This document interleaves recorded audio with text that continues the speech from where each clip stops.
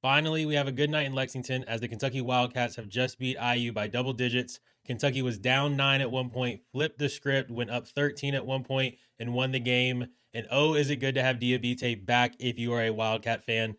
While this does not solve all the problems that have gone on at Kentucky, it was huge tonight to at least see smiles on the court, cheers by the fan base, and really just good energy across the board. And maybe they just needed Dick Vitale and Charles Barkley to come in and commentate a game because it was completely different tonight in that arena versus what we saw a couple weeks ago versus Carolina, and way different than what we saw against Gonzaga and Nashville. The fans were engaged, the arena was rocking, and that run that they went on in the second half, which I think at one point was 17-4, having Diabite back was obviously a huge thing. He came off the bench, played well. Garrison played well. Jalen Lowe had a good night, and he's just going to continually get more confident as the season progresses. And he's got to come back from that injury, and that's more so a mental game than anything else, trusting your body to do the things that it did prior to you getting hurt. The theme for Kentucky tonight was doing the simple things well. And if we look at those simple things stats, took care of the basketball, 4 turnovers to IU's 18, got on the floor. That's hustle plays, that's energy. As we used to call it at Central Michigan, it's EGBs, energy generating behaviors. I think Cal used to call it too, so Kentucky fans, please don't get mad at me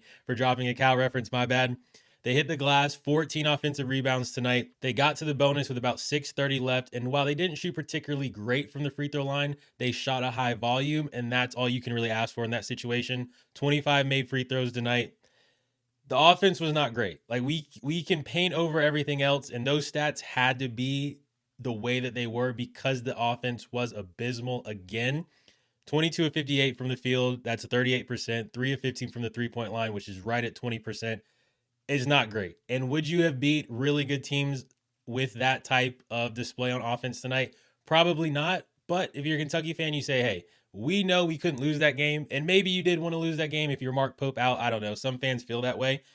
And everybody has a right to feel the way they want to. That's the reason why you're fans. That's the reason why you guys are so important. But yeah, you're probably right to say that performance wouldn't beat most teams in the SEC this season. But importantly, you weren't playing the other teams in the SEC tonight. You were playing Indiana. You got them on a bad shooting night. And even with your offensive stats, you did the simple things well to get a huge win for the program, given the state that it was in the last couple weeks. Nobody is happier in that arena than Mark Pope.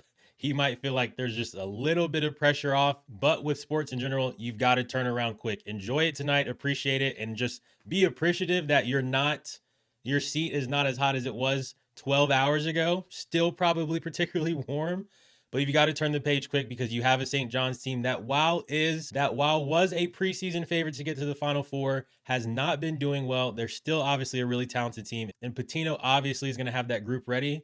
But it's a game that you can win. It's a game that you can absolutely win if you're Kentucky and you're looking at this from Mark Pope. And if you can go in to SEC play with a win against Indiana, a win against St. John's, and you can go into that game in Alabama knowing that it probably will be a loss, you never know. You might be clicking on all cylinders again. You might have a good shooting night. You never know, but it's better to go into that situation coming off 2 big wins than be in that situation rolling off, 4 or 5 ranked losses in a row to ranked opponents. And again, like we said, it doesn't solve everything tonight, but Kentucky fans, you let me know, get in the comments. Do you still feel like this has changed anything on your viewpoint with Mark Pope, whether you were Mark Pope in or Mark Pope out? I doubt if you wanted Mark Pope to stay, a win against Indiana makes you feel like you want him out now. But if you were someone that had Mark Pope out or you wanted him gone after the Gonzaga game, get in the comments. Let me know if this changes anything for you or what you still want to see. Statistically, it doesn't look great. But all in all, at the end of the day, if you're Kentucky in that position, you came away with a win. It was against a rival in Indiana. You didn't have the Boo Birds out in the second half. You've at least turned the vibes around momentarily. Ride that way for as long as you can if you're Mark Pope and UK fans.